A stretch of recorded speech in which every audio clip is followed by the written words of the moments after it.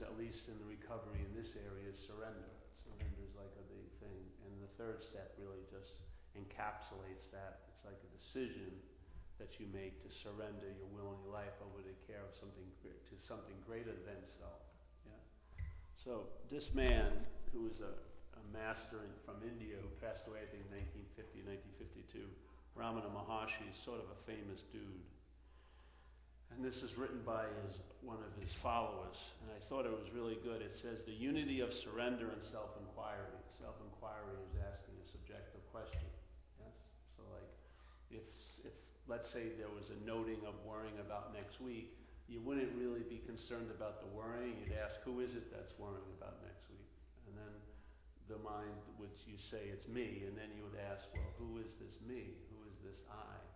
And hopefully by asking the question, the attention that usually starts from the initial point of being identified as a self and then going out from there, so the attention, as it's traveling, is already carrying, let's say, the infection of the disease of self, yeah? It's you that's attentive. It's you that's aware, yeah? It's you that's on. It's you that's awake. It's you that is interested in this thing, yes? Instead of just seeing interest and attention like that.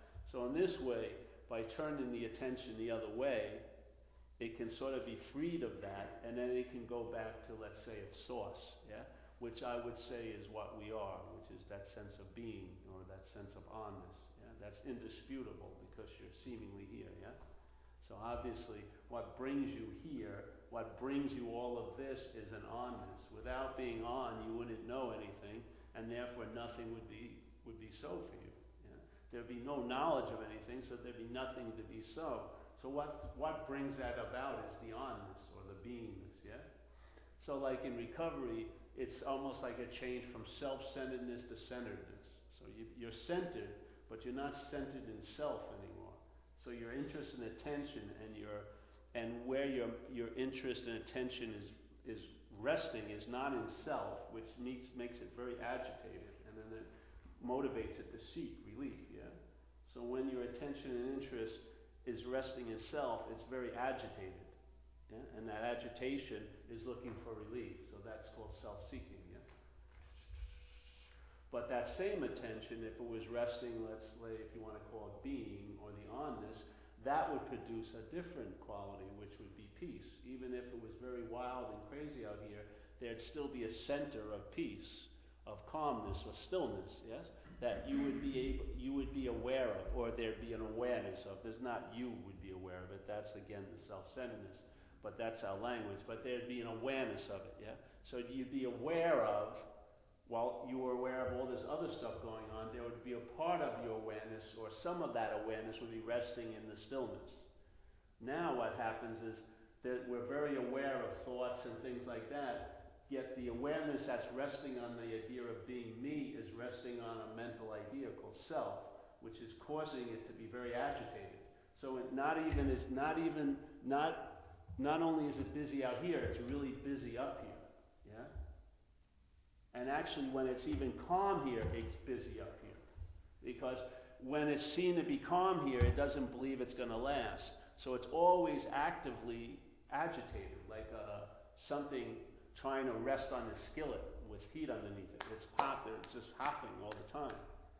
That same attention interest, if it was placed, yeah? Like in recovery, it says, we will be placed in a position of neutrality. If you would be placed in that position of neutrality, of like peace or sense of being, there would be an ease and comfort where the opposite is an irritability, restlessness, and discontent. It's the same attention, it's just what it's put on, yeah? So if I'm centered, it's a totally different way of seeing life than self-centered. If I'm centered, life is seen as life is happening. If I'm self-centered, life is seen as it's happening to me. Yeah? That's a huge difference as the base theme of the interpretation, because both interpretations have life is happening. Yeah? You can't erase that while you're alive. Life is happening. But the one interpretation is cleaner in a way. Life is happening. It's a recognition of something. The other one is an interpretation of what's recognized, and that is called it's happening to me. Yeah? That's a huge interpretation. That's like a huge sucking something that has a force just to keep on going to like this little, to become a little eddy in this little stagnant pool of selfing, yeah? Yeah, yeah. So in self-inquiry, it's a way of questioning so that the attention that's going out to things all day and bringing information back to another thing called self, which is just keeps this self-centered loop going over and over. No matter how many thousands of things you meet, be it a terrible thing or a great thing, it's the same one who's meeting it, you. So the imprint of the selfing is on every event of the day in your life, yeah? So that would be called self-centered. This other form of centeredness, which is the same energy, yeah? There's no difference of the energy, it's just where it's placed. Where it's placed will cause it to produce something. To produce what? An effect. And for me, the effect is traveling lighter, yes? So I like the idea of surrender because of recovery. It's such a big deal. And in this way, this guy is combining the both. Self-inquiry, because self-inquiry was a method that this teacher, Sri Ramana Maharshi, gave to people, yeah? Which is asking yourself to go back to the source, yeah? To the source of being. So that the mind, the attention, when it would get there, could rest. And I mean really rest, because there's no agitation there. Yeah? You can't rest on agitation. You're not going to get a good night's sleep, are you? If the bed was moving all different ways all night, it would be very difficult to sort of chill out. You know what I mean? Yeah. Yeah. So, all right. So here it goes. I'll read the whole thing so I can see it. All right. One of Ramana Maharshi's most frequent comments was that there were only two reliable methods for attaining self-realization, and the way they use self is big self, yeah. We use it as a small self, so to speak, yeah. An identification as being a long-lasting, independent, separate entity. That's self. His idea of self is the self, or the I, yeah. The universal subjectivity. Yeah? So the two reliable methods for attaining self-realization. One could either pursue self-inquiry or one could surrender. And most of us have gone through the surrender mechanism, yeah, in recovery. Almost equally common a statement was that knowledge and devotion are ultimately the same mean. Now wait a minute, I can't read because my eyes. The same mean. Anyone have glasses? Just reading glasses? No, magnification. Just magnification? Yeah. Oh, good. Thanks. Oh, yes. Okay. An almost equally common statement was that devotion and knowledge is like more meditation. Devotion is more like a surrender to a higher power. Yes? Sometimes a god or a teacher or a divinity represented as an outside thing is what you surrender to. But the fact is, the surrender isn't to that. Yeah?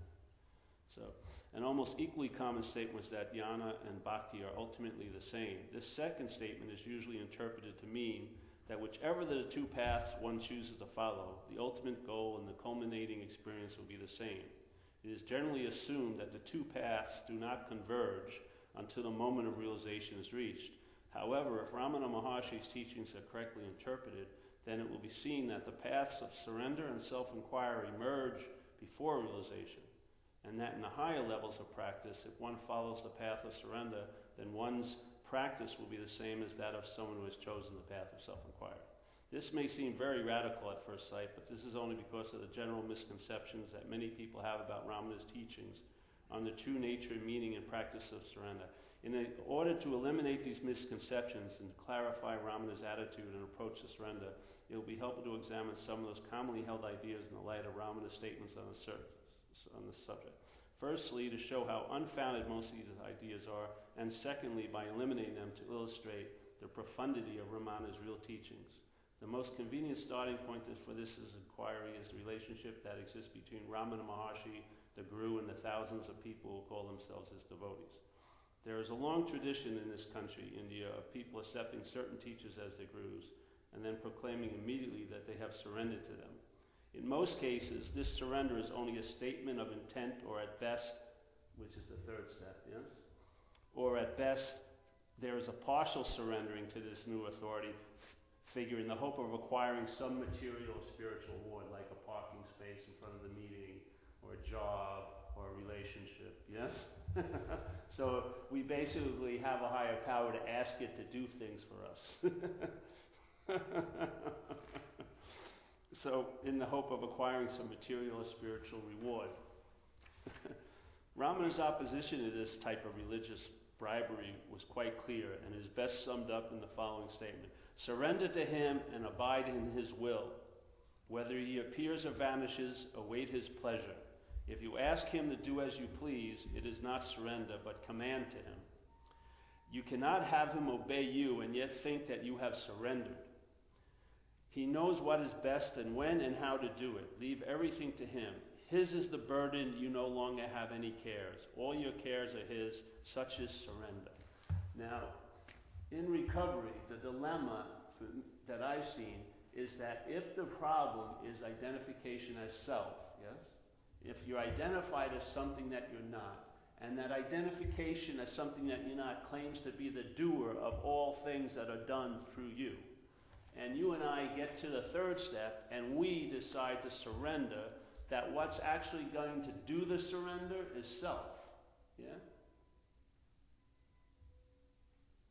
You'll be thinking it's you doing it because that's what someone that's identified as self does. It calls you and self are synonymous. You take yourself to be self, yeah?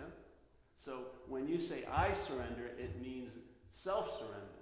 Now, if self-surrendered, then that's why a lot of people's experience is when they surrender, they take it back, yes? And then they surrender, and then they take it back. And when shit hits the fan again, then they surrender again. But when things get good, they take it back. Or in very important parts of their agenda, like their body image or their relationships with men or female, they surrender that, but they take it back every weekend, let's say, yeah, with the hopes of meeting someone, this and that. That is what he was talking about, yeah, in a way. If self is claiming the surrender, then it's self surrendering to an idea of a higher power. Yeah? It's almost as if self is now giving the meaning to the higher power that it's surrendering to, and that meaning is that I can take whatever I surrender to back. Like that's most people's experience. Yeah? It's like a little kid, the big bully has the bag of candy, it gives it to the little kid, and then when it says, oh, take it. You know, this is only driving me crazy. But then when it wants it, he just grabs it right back, and the little kid can't stop him. Yeah? So I would say that higher power isn't really a higher power when it's of your own understanding. Because it's not your own understanding. That understanding called yours has been claimed by self a long, long time ago. A long time ago. So it's self's understanding of a higher power. And self's understanding of higher power, in my experience, is that power is going to be weaker than self. So when shit hits the fan, your God ain't going to be anywhere near where you need it to help. Maybe you'll get parking spaces and everything like this. But when it really comes to a point of abandoning yourself, you've already done that to self. Yeah. There's already been an abandonment of our own nature and the acquiring of a false nature. It's already done. We're trying to undo a deal that already happened. We're trying to make a decision and ask for some power to come in so that they can break the contract that we have with self as self. Yeah? Because obviously self can't get out of self. So if self is surrendering to an idea of God that it's having, I would say that's self trying to get out of self, which is impossible. Yeah? You're immediately defeated. It's all conditional and circumstantial. It's like if you looked at it like a God, it would be like more like the God of the Old Testament, you know? Jealous, smoting, don't put any other God in front of me. That sure sounds like that self, doesn't it? The selfing. It sure sounds like it. Jealous is crazy, very competitive. No other God can be put before me. Everything like this. I'm the biggest God here. So, I just wanted to get into this because I like this thing. So I love that he says, okay, if you ask him to do as you please, it is not surrender, but command to him. You cannot have him obey you and yet think that you have surrendered. He knows what is best. This statement, typical of many that he made, is a categorical refutation of the idea that one can surrender to one's God or guru and yet demand that the God or guru fulfills one's desires or solves one's problems. Despite this often repeated refuting, it is probably true to say that the majority of Ramana devotees both believe that they have surrendered to Ramana, yet at the same time would not hesitate to approach him with their personal and material problems, especially if the perceived need requires an urgent solution. In Ramana's teachings on surrender, there is no room for stray desires and no room for expectations or miracles, no matter how desperate the situation might appear to be.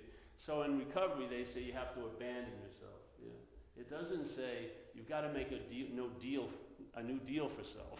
You got to get something better to make plans with. No, it says you have to abandon. Abandon.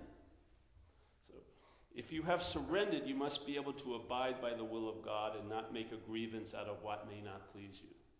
And these are some statements he makes. So, under Ramana's strict interpretation of absolute surrender, the only appeals which might qualify for approval are those where the devotee approaches the God or guru with the attitude, "This is your problem and not mine. Please attend to it any way you see fit." All right. This attitude bears the mark of partial surrender, for it fulfills the bare minimum requirements of Ramana's definition of true surrender. On this level of surrender, there is no longer any expectation of a particular solution. There is simply a willingness to accept whatever happens. Doesn't mean you have the ability to accept whatever happens, but a willingness, yeah? You're willing to accept whatever happens. It is interesting to note in this connection that although Ramana clearly stated that devotees who wanted their problem solved were not practicing true surrender, he did admit that surrendering one's problems to God was a legitimate course of action for those who felt that they could not stick to his absolute teaching of complete surrender. So that's like progress, not perfection, yeah? In recovery. The admission that I want to go here.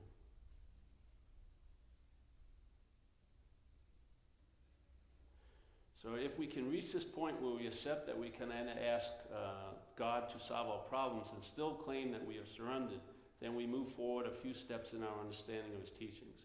But if we then try to put our new understanding into practice, we immediately encounter a new and apparently insoluble problem. The problem is that the desire to surrender is in itself a desire, yeah, which we want fulfilled. So this is the dilemma of self can't get out of self, yeah? So when you study like 2 years about how to get out of the obsession with self, that's being obsessed with self.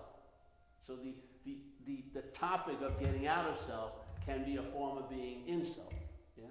This is the little insoluble problem of mind with the self-centered logic. It's very difficult to come out of this little Chinese thumb torture thing. So the problem is that the desire to surrender in itself a desire which we want fulfilled, and since, according to Ramana, true surrender cannot be accomplished without complete desirelessness, the presence of this desire in us is sufficient to prevent true surrender from taking place. It is the paradox of effort, which is inherent in nearly all forms of practice, spiritual practice, yes? Simply stated, the problem is that there is a perception that there is an individual self which wants to extinguish itself so that the state of realization will be revealed. Yeah, that's a pretty good statement. Simply stated, the problem is that there is a perception that there is an individual self, Paul, which wants to extinguish Paul, so self wants to get out of self, wants to extinguish itself so that the state of realization will be revealed to Paul, basically. I want to be there when it gets good. Yeah. I want to be there, but I want to realize my absence, but I want to realize it as a presence called Paul.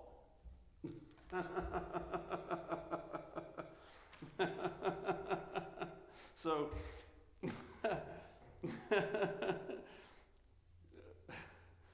simply stated, the problem is that there is a perception that there is an individual self which wants to extinguish itself so that the state of realization will be revealed. But anything which this individual self tries to do to eliminate itself merely prolongs its own existence. You see, we talk about this every week for years. I just like to read it from someone else's thing. We constantly talk about self can't get out of self. That if I'm sitting there trying to figure my way out, that's being in. Yeah? And no matter how many plans, no matter how many mythical escape doors I see, they're still in this mental prison because there's no point where self is going to appear outside of itself. Yeah? There's no point where self is going to run into its finite parameters and then it's going to leap over the fence and look back at the self from self's point of view. Anywhere self appears is the fence post, yeah? It's constantly moving like a goalpost. It is not a stationary place that is being out of self. It's when the identification as in self is in place, everywhere is being in self. Yeah? There's not one place self can go to be out of itself. This is the beautiful news, because if it's really seen, there can be a deep realization of this whole giant engine of seeking. Yeah. So here, if one sees spiritual practice as something that one does to attain realization, then there is no solution to this problem. There is no solution because the whole problem stems from the totally false assumption that this individual self has a real existence. So we put it as the only way to get out of this problem is realizing it's imaginary. When you realize it's imaginary, that's being out of the problem. If you try super hard to get out of the problem, that's making the imaginariness seem real to you. Yeah? So here he goes. The first path along the path to true surrender is not to throw oneself at someone's feet and say, I surrender. It is the cultivation of the awareness and the understanding that there is no individual self to surrender. Now this is let's see this again. The first path along the path to true surrender is not to throw oneself at someone's feet and say, I surrender. It is the cultivation of the awareness and the understanding that there is no individual self to surrender, and that this individual self never at any time has had or will have any real existence. When Ramana said on several occasions, who is to surrender what and to whom?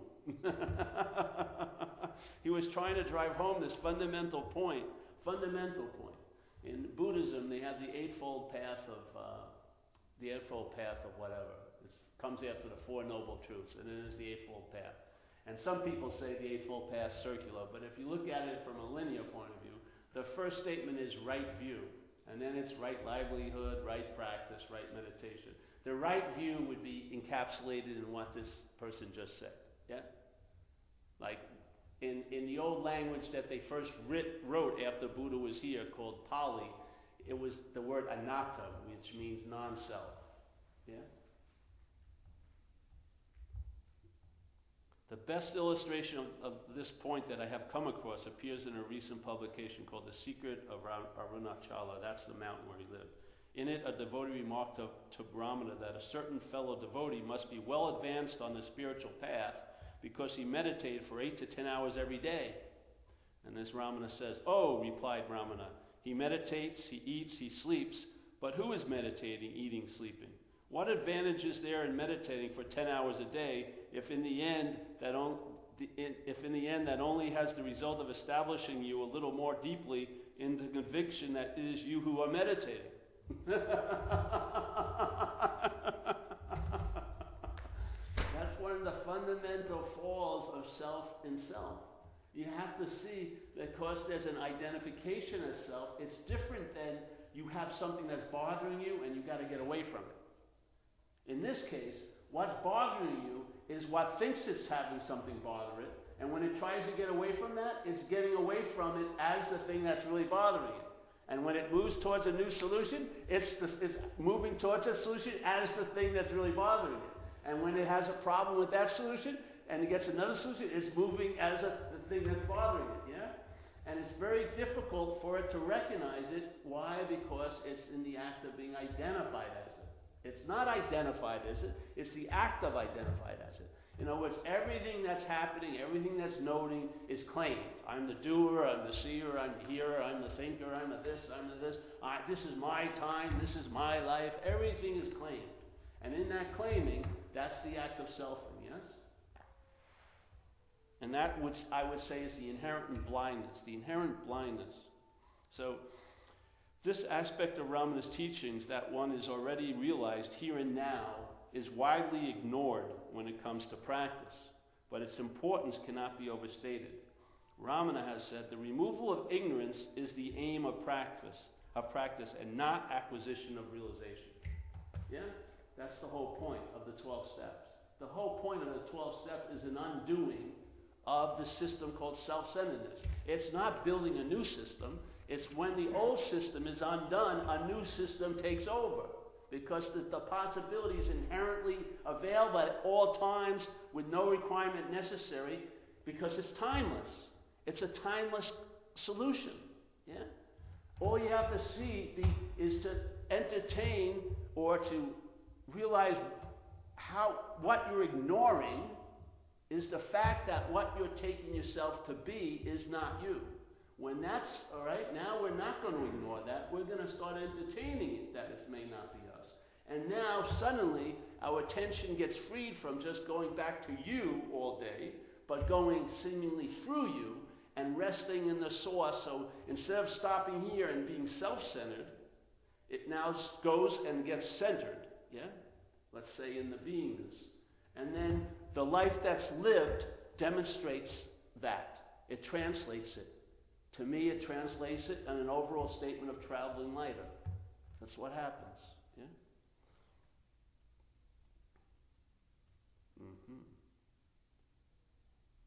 So the most fundamental piece of ignorance is that there exists an individual self who is going to do practice. And by doing practice, this individual self will disappear or be merged in some super being.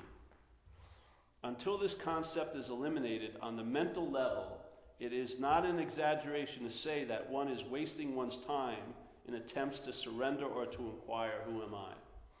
Correct attitude and correct understanding of this matter are of preeminent importance, just like in recovery. Yeah? If self is if self is claimed the act of the decision to surrender, it's totally neutered the possibility of what can happen. Because now it's going to be a God of its own understanding. Yeah? Where instead, when it's centered, it's a God, you have an understanding, you realize God's own understanding of itself instead of your understanding of it. Right? So I want a God of its own understanding. I don't want a God of my own understanding. Because my own understanding is going to be a very small God. It's going to be framed, and it's going to have qualities that I conceptually give it. Instead of having it be revealed what God is to me, I want to know what God is to me. And in that knowing, it gets neutered, yes? But if I can stay in the I don't know, then I find out. And then a new source of power, not claimed by self, but a new source of power demonstrates its source by its moving through your life. You'll start intimating the presence of what you can't see, feel, taste, touch, or think of, yeah? But you'll start intimating it. You'll sense it. I call it like you'll sense a presence, or you'll sense the awareness of all moments, because the emphasis of your attention will shift from self-centeredness to centeredness. That's all that we're entertaining here. It's a slight recalibration. All of the qualities, all the equipment are in place. We have tons of interest in attention. You know what I mean? You don't run out of attention, do you? It's all, as long as you're on, there's attention. You're attending to things all fucking day. And when you try not to attend, that's also attending. Yeah? So there's tons of attention going on, but the attention its effect here isn't based on itself, but on what it's resting in. If it's resting on self-centeredness, its purpose now will be to reinforce the idea of being a self. So if you have a belief that you're no good, what you'll attend to, when 100 people say something nice to you and one person does it, you'll attend to that one person who didn't say something nice to you. That's where your mind will go. That's where it will rest and go over and mull over it, right? The other 99 compliments will be erased like that. And you have to see it. It's biased. Once it's in self-centeredness, it's now enslaved to reinforce the idea of being a self. So you're not attending anything just for the joy of attending to it. It's there to make up a story. Yeah? It's there to pick up information, to come back and make up a story about how great you are, or how terrible you are, or how great someone else is, or how terrible someone else is. There's an agenda, yeah?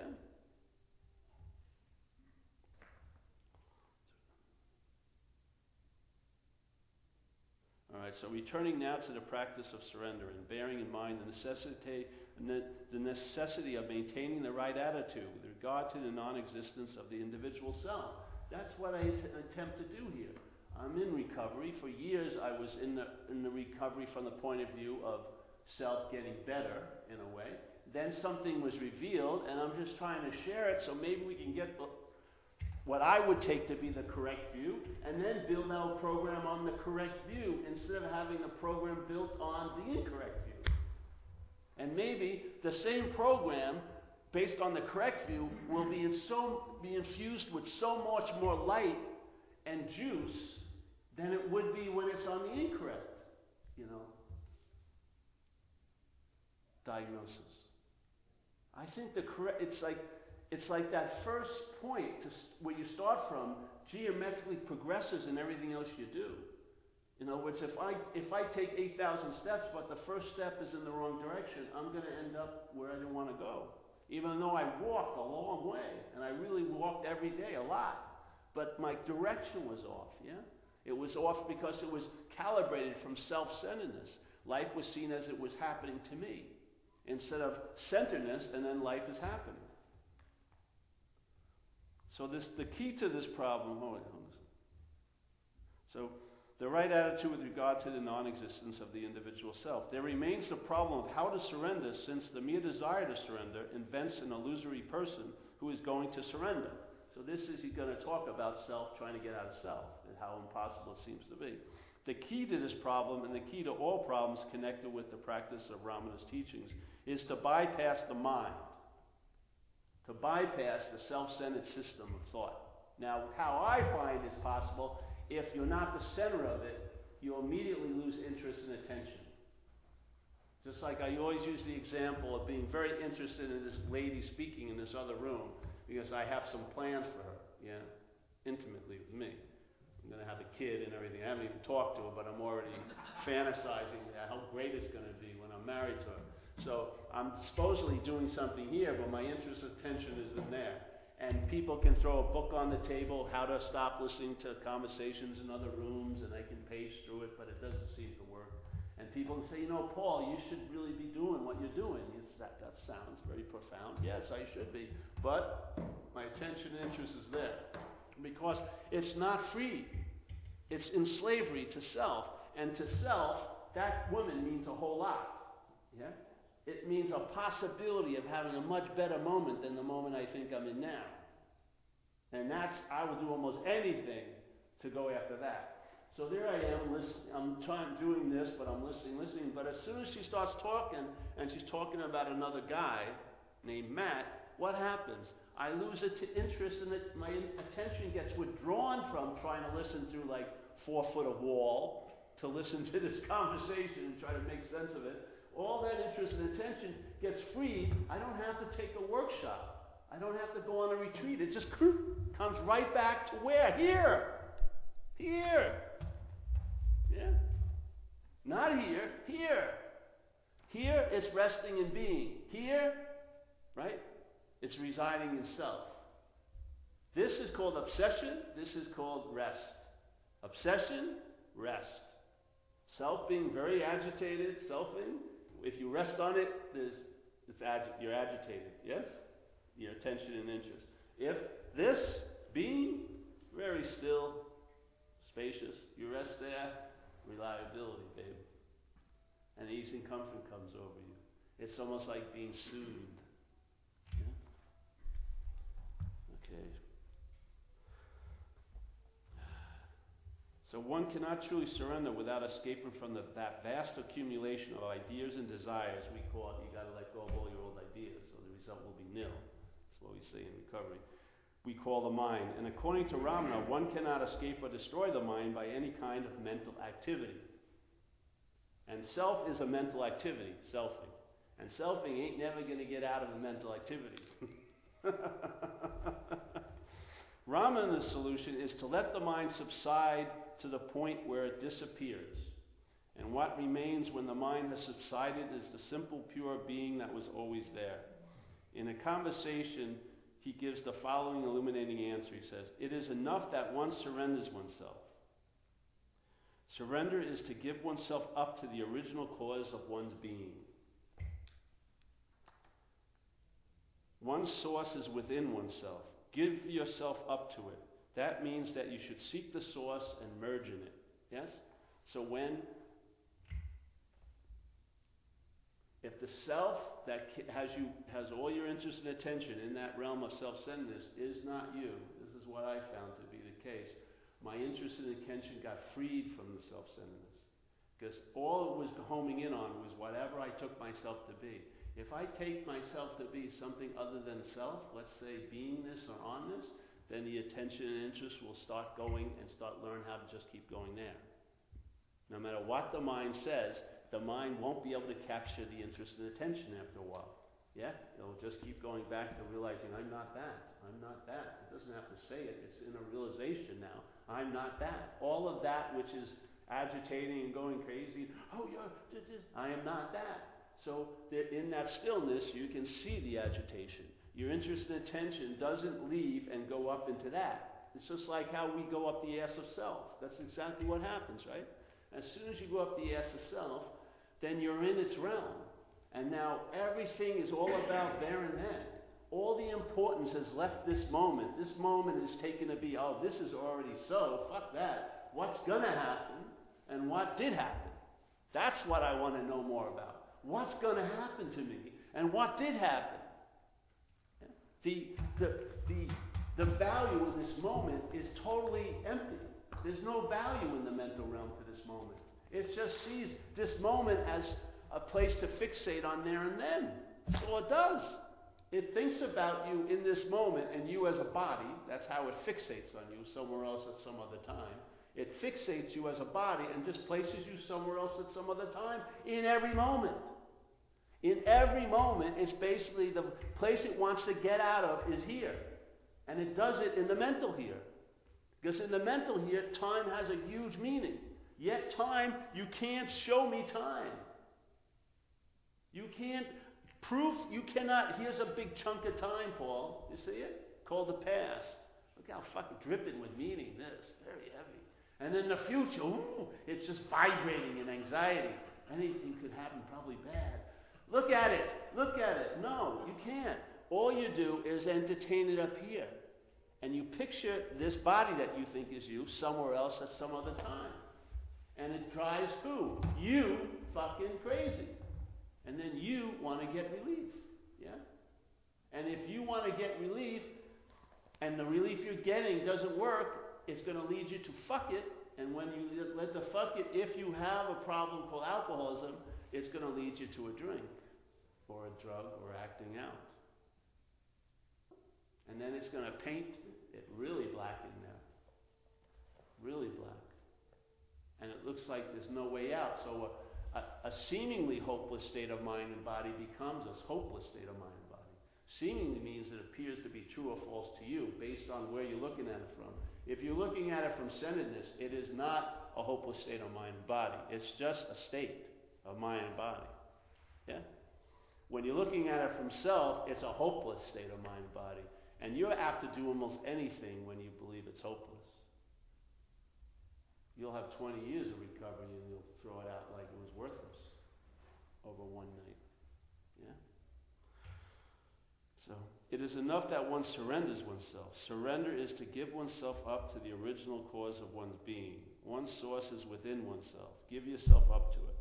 This is an immensely profound statement which not only sweeps away many of the myths that surround the practice of surrender, it also shows an indication that the route to the rediscovery of the self, the universal, is the same whether one chooses to label it surrender or self-inquiry.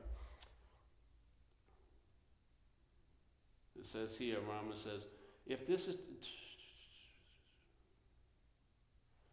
we examine this statement closely, it is possible to extract three important conclusions regarding Ramana's attitude and approach to surrender.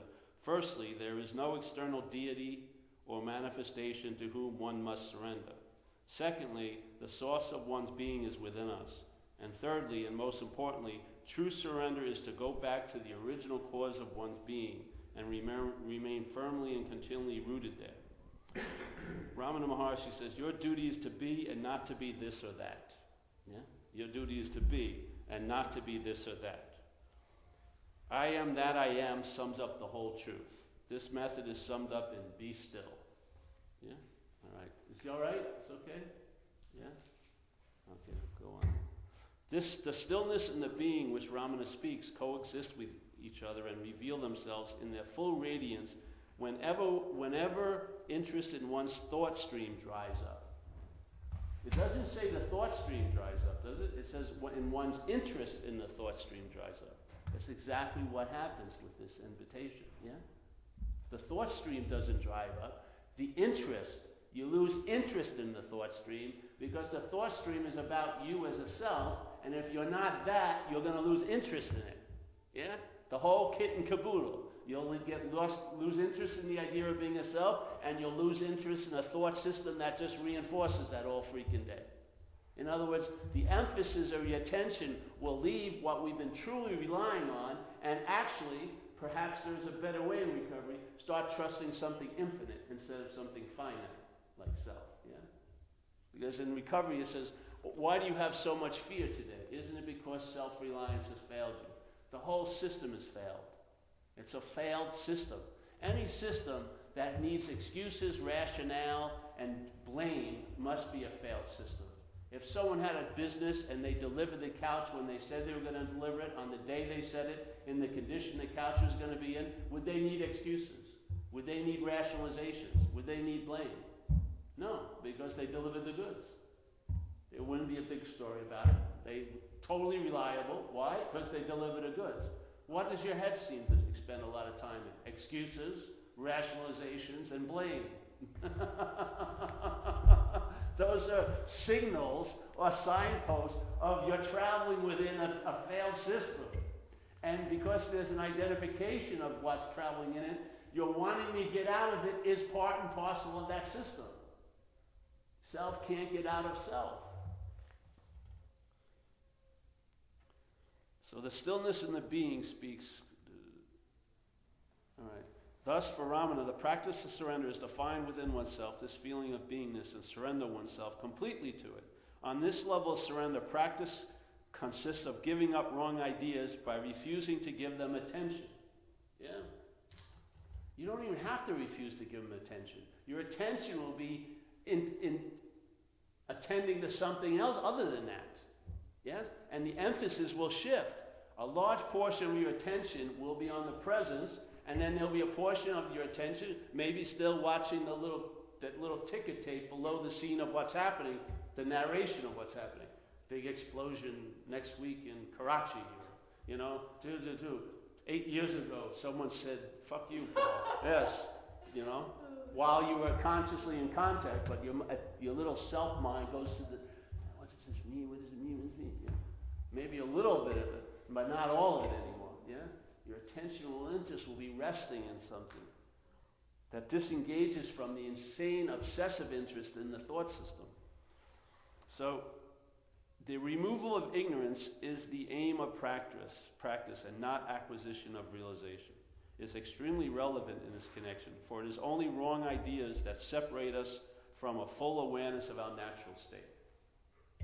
Only wrong ideas. And the oldest old idea is the idea of being a self. Taking yourself to be a body.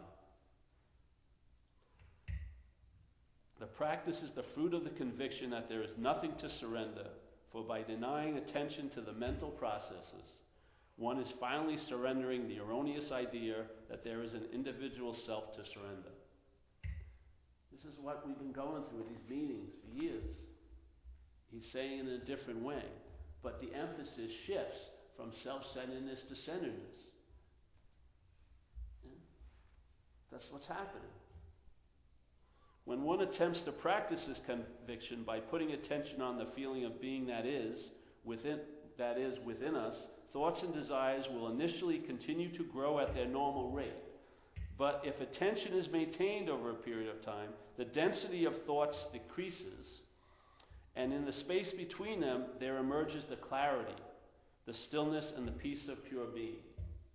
So you start sensing the space between thoughts, yeah? You start sensing the space that the thoughts are appearing in. And that's the sense of being. That's the presence. That's where your attention is starting to rest in. So now, before it would only notice the thoughts, now it's noticing the space. Yeah. Because its attention has been weaned off of this obsession with self, and now it's abiding in centeredness, yeah? Abiding and obsession are the same thing. Abiding means resting in, like consistently, and obsession is what most people do in self, yeah? They're obsessing over self most of the day, aren't they? That's what's driving everyone seemingly crazy, is that their mind won't stop thinking about its fucking self, yeah? Abidance, that same way, if that same energy was put into somewhere else, it would turn into what you call abidance, or resting in the truth, yeah? Same energy.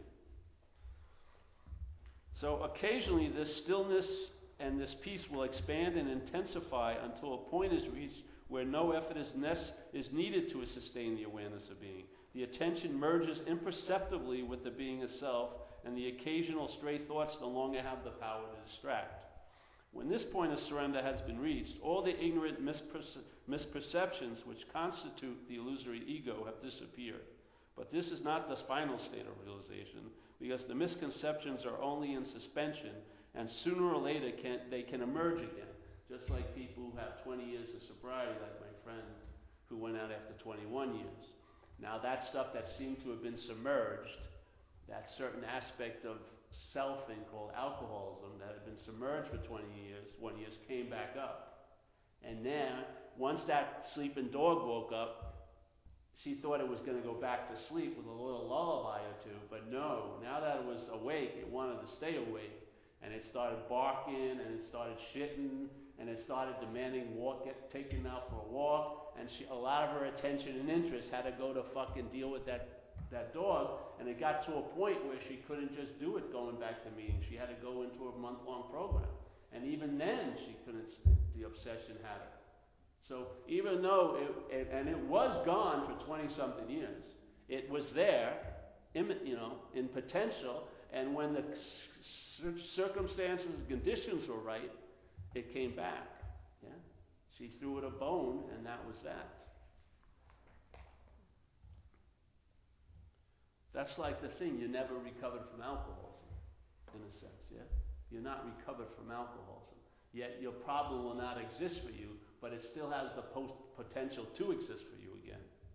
Just like in some extent it wasn't existing for her anymore, but now it does exist for her. Yeah?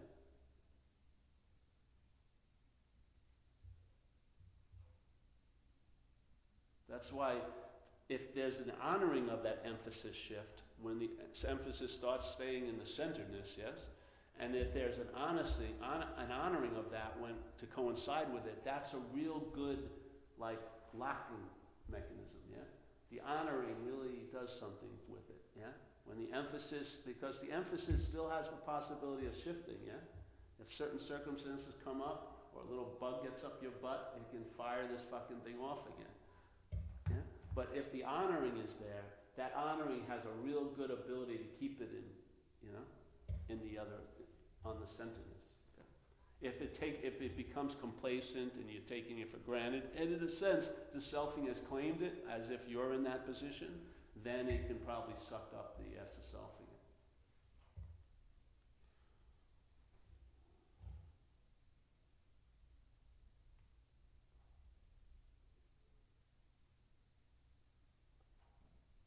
Let's go to the end one here. So the individual self never at any time existed. Oh, that's the first one, all right? So the only purpose of spiritual practice is to remove the idea that we are not. Secondly, there is no individual self to extinguish, because the individual self never at any time existed. And thirdly, no amount of mental practice is helpful, because the mind cannot do anything except extend the frontiers of its own ignorance. So in other words, like we said, self can't get out of self. Wherever self shows up, that's in self.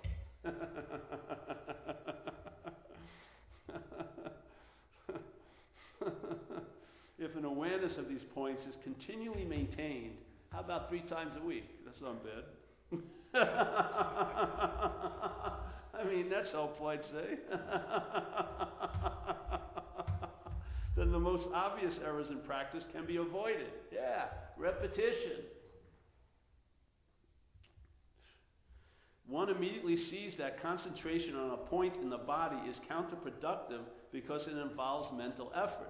One can also eliminate the idea of self-inquiry is a mantra or an exercise in self-analysis, because both of those approaches involve mental activity. On a more subtle level, if one maintains an awareness that the individual self at no time ever exists, then one can avoid the dangerous but often deeply rooted notion that self-inquiry involves oneself looking for another self.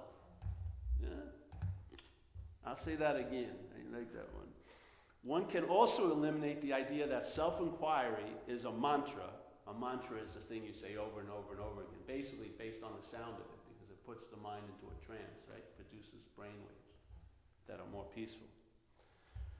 On a more subtle level, one maintains awareness, but often, all right, to cut through.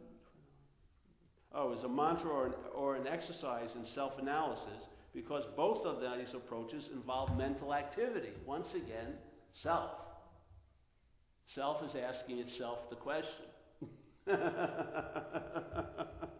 On a more subtle level, if one maintains an awareness, so what we're doing here is we're entertaining a possibility. Yeah? 3 times a week, as many weeks as we have, as many times as people show up. Now, I've shown up at every meeting. I haven't missed one meeting yet in 19 years.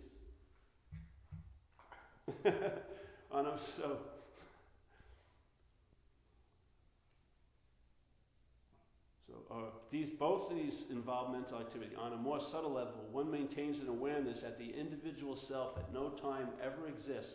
So a subtle, maintains an awareness that the individual self at no time ever exists, then one can avoid the dangerous but often deeply rooted notion that self-inquiry involves oneself looking for another self. To cut through the entanglements of these and similar misconceptions and to find out what positive practical advice Ramana had to offer on self-inquiry, one cannot do better than go back to the words of the Master himself. The purpose of self-inquiry is to focus the entire mind at its source, in the sense of being. Yeah? So what we'd call, if it was focused on its source, it would be called centered. Yeah? Let's say being centered in a way, instead of self-centered. From self-centered, being centered sounds like you did something. I'm being centered, yeah? But being centered, let's say. Yeah? The purpose of this focusing is the same as that which has been outlined for the practice of surrender. The mind is only a connection of ignorant ideas, and unless one steps completely outside this mental realm by keeping attention on the being from which the mind emerges, then the ignorance and the wrong ideas inevitably continue. It is important, so it says here, connection of ignorance, unless one steps completely outside the mental realms. That's what I mean. We're attempting to step outside the mental realm by disclaiming the fact that we're the center of that system of thought called self-centeredness. Yeah? That we are not a long-lasting, independent, separate entity. We're just throwing a suspicious wrench into that works, and let's see what happens. And maybe the mind will come out of that mental realm, that mental process realm, and then mind will see, because that's its nature. Yeah? Now, when it's taken the nature of being a self, it's looking, which is a form of blindness to the seeing. Yeah? When it's broken from that, it sees. When it's underneath that tyranny, it's looking. Yeah? It's the same seeing, but one is looking. It's an interpretation of seeing, and now it's one thing looking at other things. And everything I look at as humans think they're the subject, and I think I'm the subject. Yet when I see that subject that's thinking it's the subject, it looks like a body. So I call Deb an object, and Deb, I'm totally obsessed with me as a subject, but when Deb looks at me, she sees a body, an object, yes.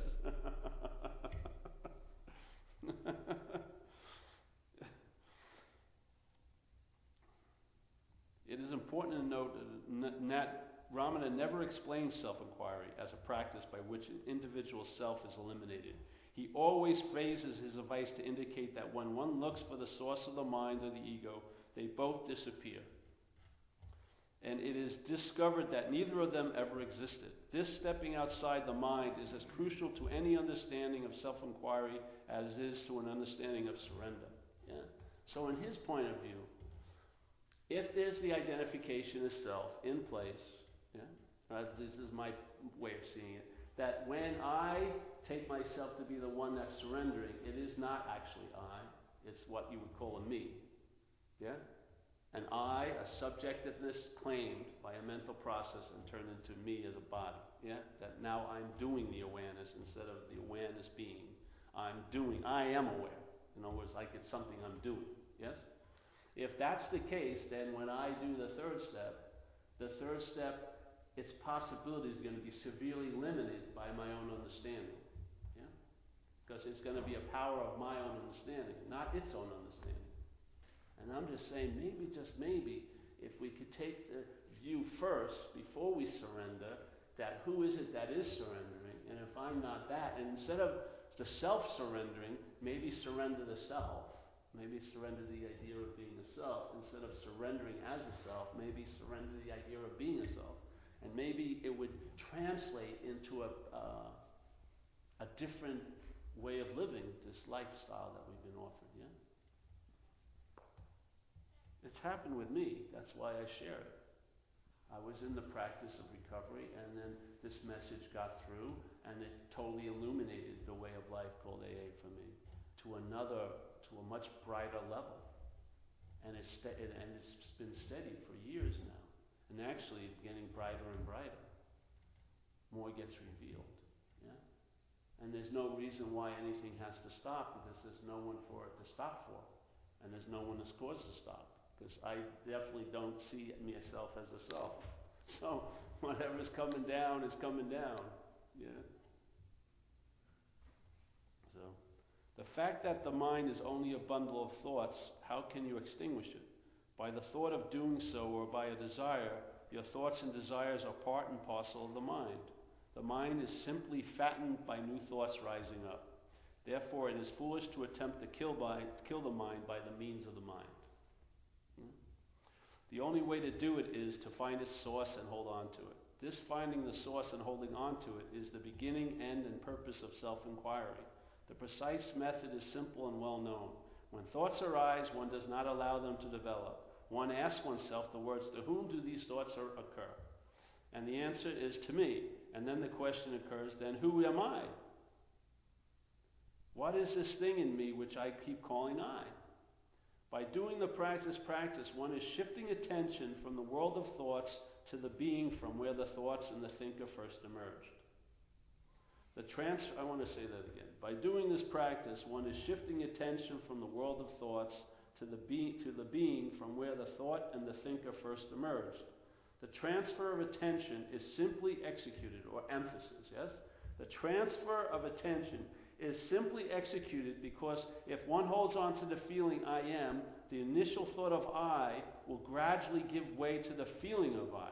Not a thought of I am, but a feeling I am, yes? You leave the mental realm, thinking I'm that, and then a sense, a feeling of presence of that. Yeah?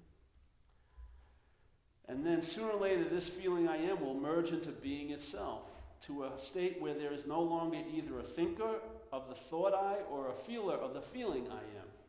There will only be being itself.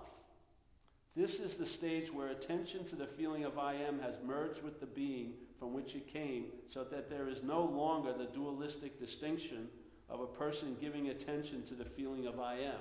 There is only being and awareness of being.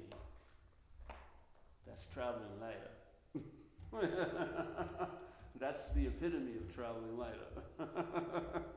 If this practice is done persistently, then the verbal redirection of attention soon becomes redundant. Yes? The verbal redirection of attention following the narration becomes redundant, yeah, in a way. Yeah? You see it. It's the same old, same old, same old, same old, same old, same old. Maybe it's about a dog. Once the dog was Biff, and then now it's Fido, so you think it's different. But it's basically the same old, same old, same old, same old, same old. Soon becomes redundant. As soon as there is the awareness of attachment to a particular thought, then attention is immediately switched back to the being from which the thoughts and the imaginary think it came. Yes, that's how beautiful it gets. It is important to stress that the verbal preliminary of asking who am I, or to whom do these thoughts occur, are simply tools to redirect the attention. The real self-inquiry begins with the subsequent witnessing of the disappearance of the thoughts and the reemergence of being as the mind subsides into temporary abeyance. Ramana said, spiritual practice consists of withdrawal into the self. Every time you are disturbed by thought, it is not concentration or destruction of the mind, but withdrawal into the self. Yeah? Since in Ramana's terminology, the terms being and self are virtually synonymous, what he is describing here is the practice of withdrawing into being and remaining there undisturbed by the transient distractions of thoughts. This practice may be viewed from two perspectives. On the higher levels of surrender, maintaining awareness of being can be seen as a surrendering of wrong ideas, including the wrong idea that there is someone to surrender. Whereas in self-inquiry, one reaches the same point of being by actively discarding thoughts and by tracing back the feeling of I am until it finally subsides into the being from which it came. Though the two descriptions might appear to be describing two completely different approaches,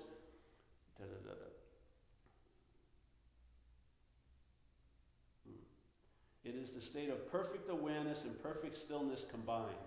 It is the interval between two successive thoughts. It is the pause, in a sense. That eternal pause. And the source from which thoughts spring. Go to the root of the thoughts and you reach the stillness of sleep. But you reach it in the full vigor of search. That is, with perfect awareness. The point which Ramana describes so graphically is the point of convergence between the path of self-inquiry and the path of surrender. The final definitive detachment from ignorance has not yet happened. For this, a final elimination is a matter for grace. Yeah? So, I think it blends so beautifully in the 12 steps, if you see it. Yeah? The 12 steps have given us a huge gift. The program of recovery, they told us what the problem was. Yeah? They didn't get to the root, I believe. They got to its activity, which is obsession with self. But selfing, this mental activity that implies being a solid inherent thing, it can't make it to be so. It can make it appear to be so. Yeah? So it needs a lot of advertising, a lot of thought systems. That's why, in a sense, supposedly your head has 70,000 thoughts a day. I mean, for you to do your job, does it take 70,000 thoughts to get a job done? I mean, maybe 70. What are the others, 69,300 and whatever thoughts doing most of the time? I would say their real agenda is to reinforce the idea of being a self. They're like the constant applying of a glue every day so that your attention and interest is bonded to the idea of being a self.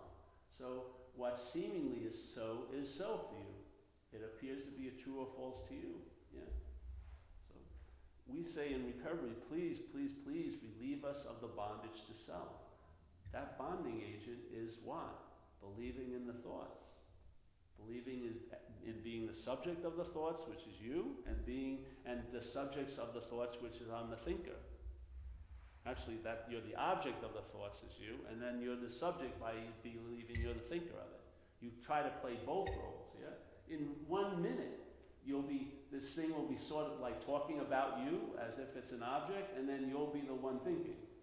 Yeah? It just shifts position, but in a way, it's constantly claiming every thought, yeah?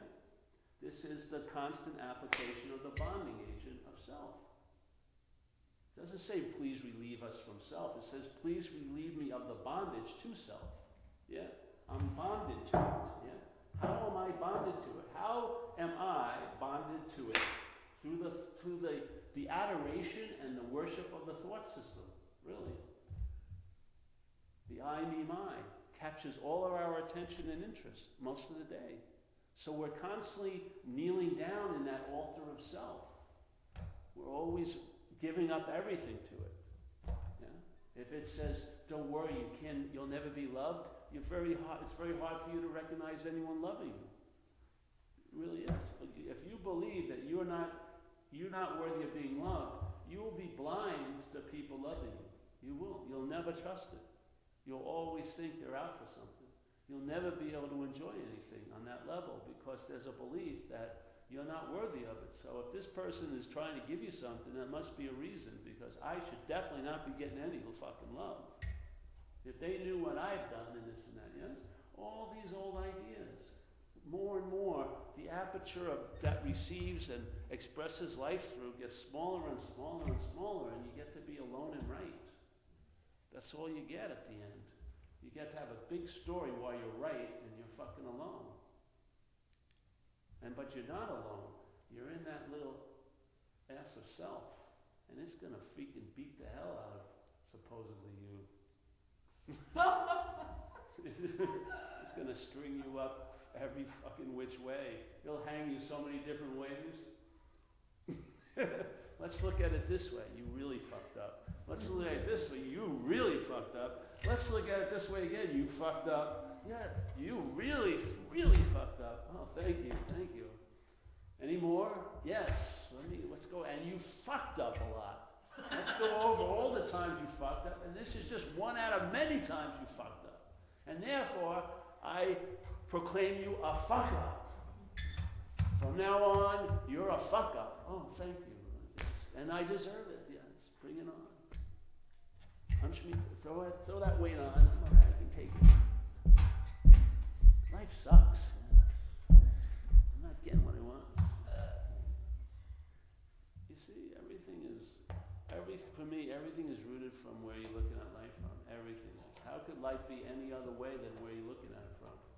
Where you're looking at it from is the source of where all the meanings come out of to give to what's happening. And there's tons of meaning being thrown on what's happening. Tons of stuff. And they have a sticking agent if you're identified as a self. They'll stick. When it says someone's out to get you and there's really no evidence that that's the case, it'll still stick. You'll fucking believe it. You'll believe your own bullshit. Yeah? And you won't be open to learn either. You will not have an open mind. You won't be honest, and you definitely won't be willing. You won't. You'll be closed. Yeah? You're not willing to do anything you don't want to do. Yes? You're not open to freaking anything, and you're not honest because you're taking yourself to be something that you're not. How dishonest can life be? Yeah? But there is a solution. My attention and interest, my faith, if put into the thought system, produces, I look just like every other devotee of mind, a wreck. I may look great outside, but it's like a crumbling edifice. On the inside, I'm constantly in what's not happening. Constantly. Stacking up stories. The same faith, if put into centeredness or beingness, produces an ease and comfort. You can let bygones be bygones, yes? Life is seen as just happening. No one's out to get you. Life isn't got a fucking little heart-on for you. It's not fucking with you. It's just what's happening. And even that's a stretch. Because if you'd have to take all the saran wrap off your seeing to maybe you can get a glimpse of actually what is happening. Yeah. So, yeah. I like when I read these things because it reminds me of the whole process of recovery for me. And I can see the parallels, yes? And how these masters, not addressing directly at alcoholism, but we're just an extreme subdivision of self-centeredness, that it fits us perfectly, what they were saying, yeah? And I like it because it agrees with things I've said too. Yeah. I mean, I've been saying the same stuff in different ways, so that's what I like. I wouldn't bring someone here that said the way is to, surrender to a person and do whatever they wanted you to do. I wouldn't do that because I'm not into that. I tried it once. It didn't work for me. Hey, that's it. Any questions? I hope you didn't mind tonight. I just thought I'd take a different direction tonight. Yeah? I think it worked out pretty good.